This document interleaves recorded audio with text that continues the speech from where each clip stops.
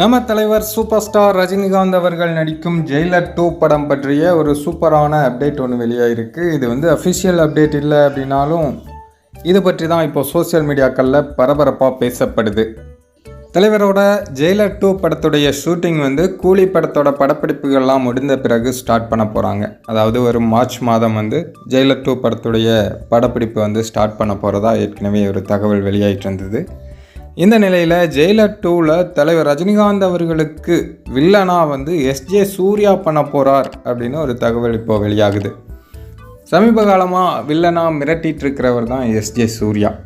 அவர் தலைவருக்கு வில்லனா நடிக்கணும் அப்படின்னு நிறைய பேர் ஆசைப்பட்டாங்க. இப்போது அது பற்றிய ஒரு அப்டேட் தான் ஓடிட்டுருக்கு. ஆனால் இது அஃபிஷியல் அப்டேட் கிடையாது அப்படின்னாலும் நிறைய பேர் இப்போ இது பற்றி தெரியப்படுத்திகிட்டு இருக்காங்க. அது மட்டும் இல்லாமல் செம்பன் வினோத் அவர்களும் இந்த படத்தில் வில்லன் ரோல் பண்ண போகிறார் அப்படின்னு ஒரு தகவல் வெளியாகுது. சரி, பொறுத்திருந்து பார்ப்போம் இது பற்றிய அஃபிஷியல் அப்டேட் வருதா அப்படின்னு. தலைவர் கூட எஸ்ஜே சூர்யா நடித்தார், தலைவருக்கு வில்லனாக நடித்தார்னா எப்படி இருக்கும் அப்படிங்கிறது பற்றிய உங்களுடைய கருத்தை கமெண்ட்டில் சொல்லுங்கள்.